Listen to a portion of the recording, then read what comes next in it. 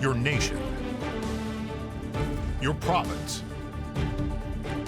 your southern Alberta. From the heart of Lethbridge, it's Bridge City News Weekend Edition with Jeanette Roche.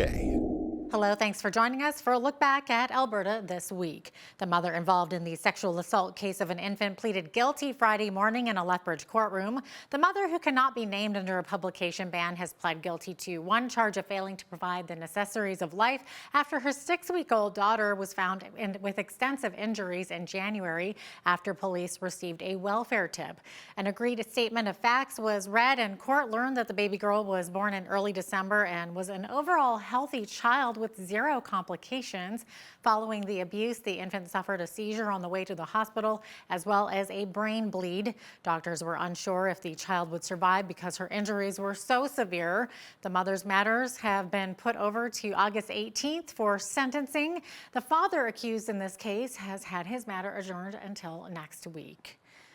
The government of Alberta released information as to the causes of many of the wildfires we've been experiencing. According to fire officials, 376 of the wildfires were caused by people. Lightning was the culprit for 137 wildfires, and 128 fires are currently under investigation. More than 13,600 Albertans are still out of their homes due to the wildfires. Evacuation orders remain in place for 5 areas of the province, including around the hamlet of Fort Chipewyan in the northern part of the province. Officials say close to $31 million has been given out to evacuees in support. Special air quality statements remain in effect for areas in the central and northern regions. Alberta still has around 2,700 personnel working on the blazes, including partner agencies from across Canada, the U.S., Australia, New Zealand, South Africa, and our Canadian military. Later in the show, we'll dive a bit deeper into the causes with the fires, and that will be with Toronto Sun columnist Brian Lilly. Well, cooler temperatures and rain are helping firefighters battling a wildfire near the town of Edson, Alberta. The blaze, which was around 2,000 square kilometers in size, located just 1.5 kilometers from the northern Alberta community. Town officials say the air quality was extremely poor this week due to those fires. Alberta Public Safety Minister Mike Ellis says financial help continues to flow to the thousands of evacuees who are in dire need of help, including those in Edson. Folks from this area who have registered with the province now qualify for the emergency evacuation payments. The Alberta Support Centre in Hinton has extended hours to support evacuees from Edson and Yellowhead County. Any Albertan who has been evacuated under the mandatory evacuation order from their primary residence for 7 days or more can apply for a one-time emergency evacuation payment to help during the duration, of course, during this very difficult time. Even residents who have returned home after being evacuated for a short period and then re-evacuated again are still eligible if they've been out of their homes for 7 days total. Last week, we introduced you to an inspiring individual who dropped everything to head towards the wildfires in northern Alberta and Northwest Territories. The former head chef spent 3 weeks cooking meals for hundreds of displaced wildfire evacuees out of a Salvation Army kitchen truck. Here's an excerpt of my interview with Stephen Roach. What was the general feeling when you were there? Were they scared? Was it like apprehension, anxiety, or was it just kind of like, this is how it is? When we first got up there, it was, they didn't know what to expect with us arriving up there to do what we were sent up there to do. But the second day, when you had people come to the truck and saying thank you, and they wanted to come up into the truck and have a look of the kitchen facilities and stuff like that, it made me feel a lot at ease with myself and with them. So that way, I knew I was doing something good for the community itself by serving meals to them. So, What were some of the most heartbreaking stories that you were hearing? People talking about losing everything that they own. That was very hard, like, especially when they left with the only thing they had was a small little bag and the clothes on their back. So that was very hard. It bothered me to see people in that state of, something that I've never seen before until I went up there, because I've always been on the other side of the fence. Like, I used to be a firefighter, so you see one side, and then I do this, and now I'm on the opposite side of it. Up next, with Canada on fire, we dive deeper into what the causes are behind these numerous blazes. That's after the break. Stay with us.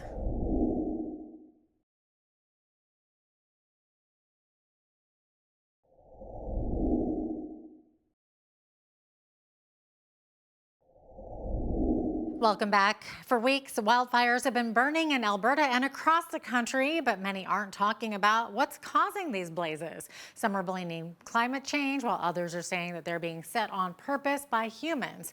Alberta Premier Danielle Smith had an investigation conducted to see if there's an arson connection. Our federal political contributor and Toronto Sun columnist Brian Lilly chatted with BCN's Hal Roberts this week about this very topic. Have a look. How much proof is there that a number of these fires were in fact deliberately set? I don't know that there's proof yet or there'd be charges laid, but I can tell you straight across the country, whether it's in Ontario, Quebec, Alberta, various police forces are investigating certain fires for arson. It's interesting looking at the provincial data. In Alberta right now, for this year, as I said, as of this morning, I believe it was 634 wildfires so far this year. Only about 78, I think, are still active. Most have been extinguished. In Alberta, the majority are listed as human caused. And there's some great data sets from the provincial government that you can go through and look at and say, okay, well, when they say human caused, what do they mean? And it'll say campers cooking, fire got started. ATV, hot exhaust. If you're an ATV rider and it's really dry out, don't go out into the forest. That apparently starts a lot of fires. ATV, hot exhaust in very dry conditions. And you see all of these things listed down. So as I said, about 58% so far in Alberta are human caused, about 20% are lightning, and then the rest are unknown or undetermined at this time. In British Columbia, very different geography, very different settlement patterns. We're talking about 60% to 70% in any given year are caused by lightning. So it varies depending on where you live. And Premier Smith saying that, yeah, we should be investigating if some of these are caused by arson. Yeah, absolutely, because some of them are. Every single year, some of them are. But there is this narrative that we just have to blame all the wildfires on climate change. That would be irresponsible to do that. If there are people setting fires, you catch them, you charge them, you prosecute them. That's how it should be. So, people are getting upset at her, saying she's politicizing things when in fact, it's the other way around. In other news, 4 men accused of conspiring to kill RCMP officers during a protest and blockade near the Coutts border last year are scheduled to sit through pretrial motions and applications. Lawyers defending the men want the judge hearing the case to adjourn much of the preliminary proceedings and order the Crown to provide more disclosure.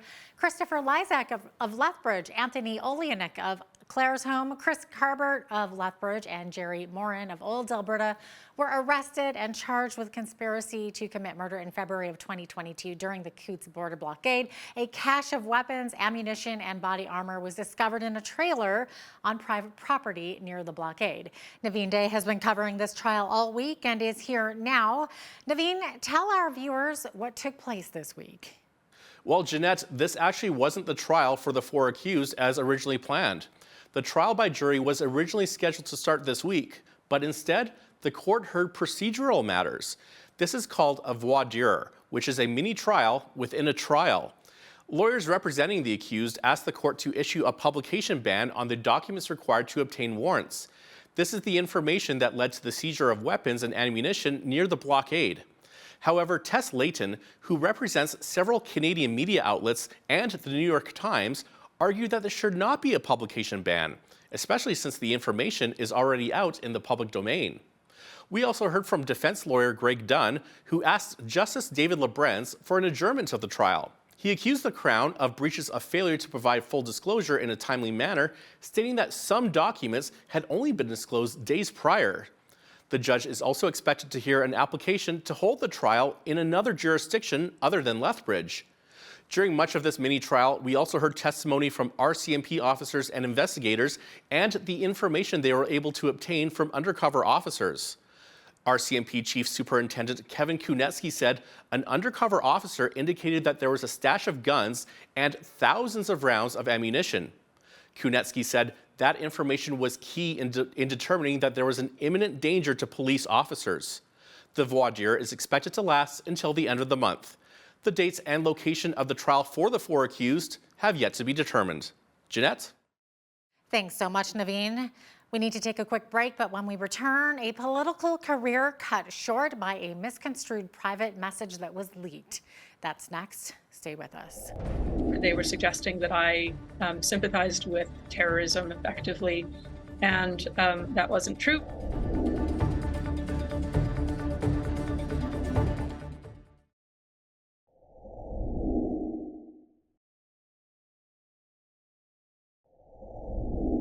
As we've seen in recent weeks, social media and political life can be a minefield with retaliations, lies, and conjecture. Caitlin Ford had been a star candidate for the UCP in a Calgary riding during the 2019 provincial election until she was labeled a racist and was declared guilty in the court of public opinion, and in a very short time was canceled. She claims it was a setup, that her comments were out of context and misrepresented. Now a documentary sharing her side of the story has recently been released called When the Mob Came. Take a look at this. Controversy surrounding a United Conservative Party candidate has caused her to step down. Yes, Caitlin Ford has resigned as a UCP candidate in the riding of Calgary Mountain View after a report claiming she echoed white nationalist rhetoric. What was shared was her private messages. She was engaged in a Facebook chat with somebody. The accusation was that she had said something in a private conversation that had echoed the words of white supremacists. I recently had the chance to chat with Caitlin Ford to discuss the ordeal and fallout that she experienced and how she became victorious in the court case that followed. Have a look. Caitlin, as painful as it might still be, can you take us back to that time when the accusations arose? What happened exactly? What was the conversation that kind of started this firestorm? Sure. So I was running in the 2019 provincial election as a United Conservative Party candidate in a real swing riding. So it was a constituency that Conservatives hadn't won in 20 years, and I was running against the then Justice Minister for the NDP, as well as the leader of the Liberal Party. And yet polls showed, as we got closer to the election, that it was very much a toss-up. Our internal polling showed I was on track to win. I assume the other parties had the same polling.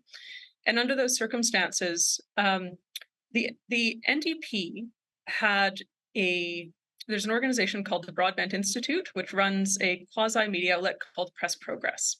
And this is effectively the opposition research mill of the NDP. During the election, it was very aggressively putting out negative stories about Conservative candidates. And in that way, these stories would be able to sort of move into the mainstream. And so a month before the election, less than a month actually, the night before the writs drop, Press Progress published an article claiming that in a private conversation years earlier, that I had, in their words, echoed the rhetoric of white nationalists and complained that white supremacist terrorists are treated unfairly. Now, the record of this private conversation was never publicly disclosed. I did not have it, so I couldn't effectively refute these accusations at the time. As it turned out, I now know from litigation that they did, in fact, deceptively edit and redact the excerpts of this private conversation that they published. And they framed it in such a way, this is right after the, you may recall the Christchurch Mosque massacre, where 50 people were killed at prayer in New Zealand. And so right after this massacre, they were suggesting that I sympathized with terrorism effectively. And that wasn't true. I had a background in studying counterterrorism and international security studies. I was actually talking about how to more effectively deal with radicalization. Wow. Okay. So, well, maybe to an outside observer, it could seem like these accusations came swiftly and suddenly. So from your point of view now, do you see this as a coordinated attack, or do you think it was just him on his own? I very much believe that there was a great element of collusion here that's been borne out in the court record. So I actually had to get a restraining order against this person.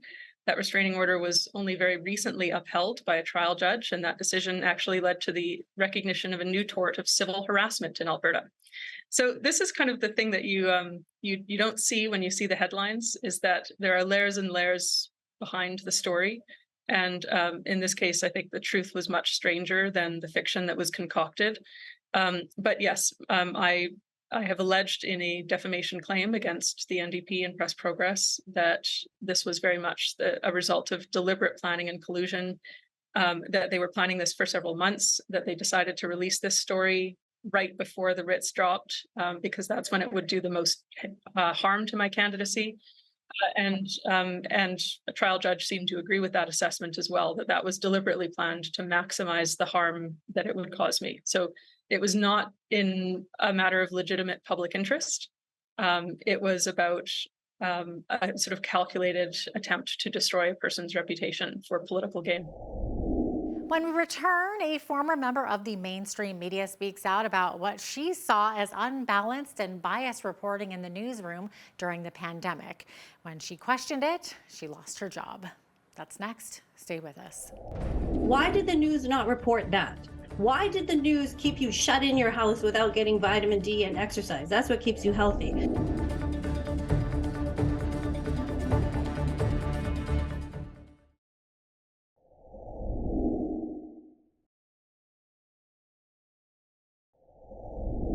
Welcome back. Many Canadians put their trust in the media to get fair, balanced, and factual news, but a growing number of Canadians are discovering their trust in mainstream media is wavering. Anita Krishna is a former newscast director with more than 20 years' experience working in the mainstream media. She says she was fired from Global National News in Vancouver because she questioned the narrative her employer was pushing and not offering proper balance in regards to COVID-19 related stories. She shares with BCN's Naveen Day the red flags that started to go up during this time. Have a look. Now, in a video that is posted on your website, anitakrishna.com, from February of 2022, you spoke at a rally in Vancouver. You said, quote, "I think the most misinformation that has ever been spread in the past 2 years has come from mainstream media." But then you said that your heart was broken. Tell us what was brewing in your conscience, and what was your reaction to the news being covered in the way that it was?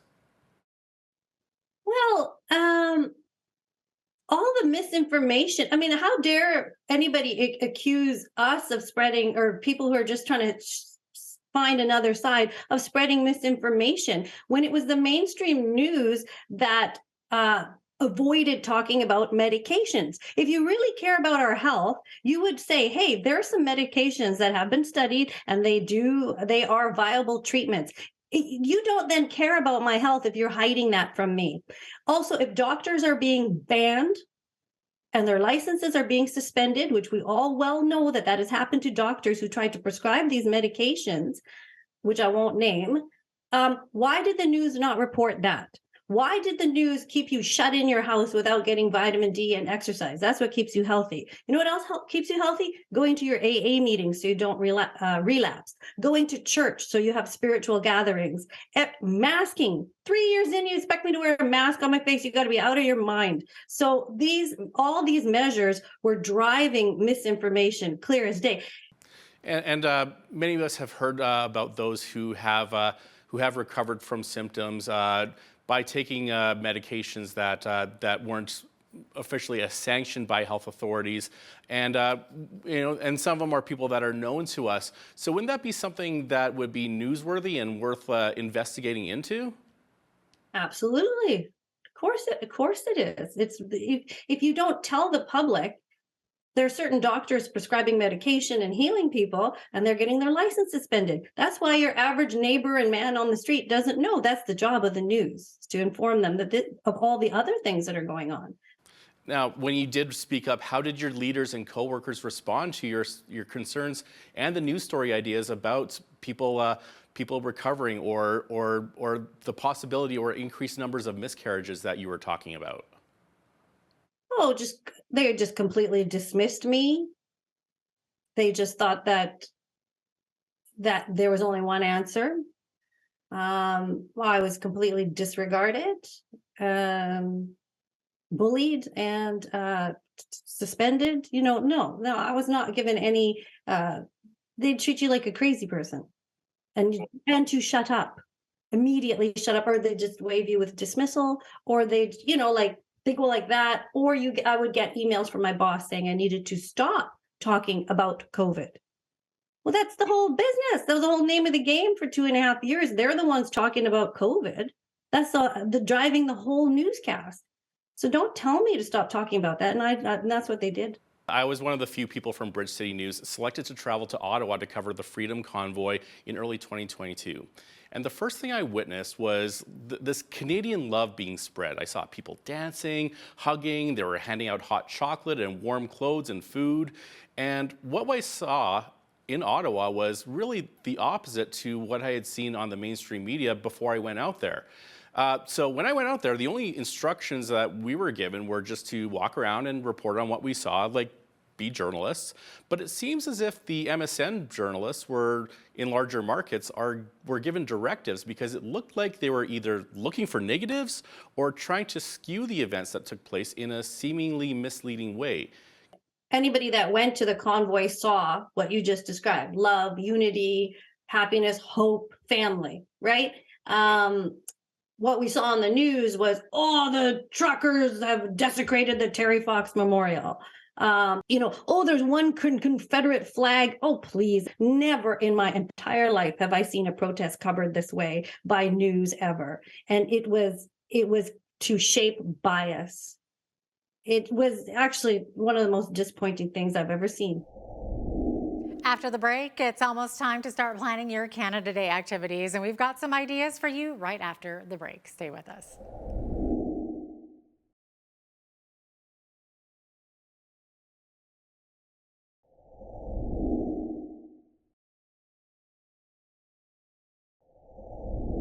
Welcome back. As the calendar moves towards the middle of June, it's naturally time to start thinking about Canada Day.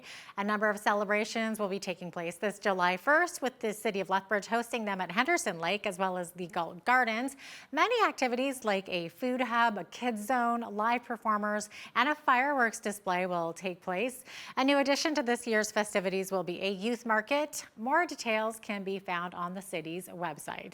And additionally, the hamlet of Granham, Alberta, is getting ready to host their annual Canada Day celebrations. This year's festivities will feature a breakfast in the morning, a show and shine, and a big fireworks show in the evening. An official says the fireworks will be even bigger than last year's. People gather on the golf course out on the driving range, so you have an up close and personal experience to fireworks here more than most any place else you would see them. The fireworks company that talked to us has let us know that this fireworks show is probably going to be the biggest one outside of the major urban centers this year. We got some really good donations this year and sponsoring them, so we're going to be probably half as big again as we have been in the past. And in keeping with the summer theme, it's rodeo season, but sadly, the site of Canada's first rodeo, the historic grandstand at the Raymond Stampede Grounds in Raymond, Alberta, is set for demolition once this year's event comes to an end. A new site has been picked to construct a new Stampede ground for 2024. BCN's Micah Quinn chatted with Stampede enthusiasts who want to help preserve its long history. Robert Hagee, the president of the Raymond Stampede, has a long history with the event. He says he started riding steers as a young boy. We used to have a track here that was usable, and my dad and my grandpa used to run chariots around this track. So I got a lot of memories here. The historic grandstand will be torn down once this year's Stampede is finished. It was a town administration decision to give this location up to the West Wind School to bring in a new school to Raymond. We had a family that I'm related to come forward and donate some land for the grounds to be relocated to. It's just off the new bypass in Raymond off the 845. Raymond even boasts an older Stampede than Calgary, which started in 1912. A group from the University of Calgary recently went to Raymond and used digital technology to document the Stampede grounds. We utilized a drone to do aerial photography of the site which we then sort of used to create a photogrammetric three-dimensional model of the grounds, including the grandstand and the cattle guards and so on. And then on the ground, we used something called a GeoSlam ZEP Horizon mobile laser scanner. And what a laser scanner does is it's an instrument that emits millions of points of laser light. And what the instrument does is it measures the amount of time taken for each one of those little points of laser light to leave the instrument, strike the surface of a wall like the grandstand or a fence or what have you, and then return. And the instrument measures or calculates the X, Y, and Z coordinate of each one of those millions of points. So what you end up with is a dense cloud of points. If you want to catch one last piece of Raymond history, the Stampede will run from June 29th to July 1st. For Bridge City News, I'm Micah Quinn. It's been 1 month since Lethbridge City Council approved the encampment strategy. City officials say lots of progress has been made securing the resources they need to get the plan into action. Andrew Malcolm, Community Social Development with the city, explains some of the biggest milestones they've been able to achieve. I'm happy to report that as of today and leading into next week, we will have our full-time positions in place. 2 of those are directly in the encampment response. And 1 is a housing coordinator. We also have secured our outreach services contract with Streets Alive, and we have all of our processes in place with 311 coming live next Monday.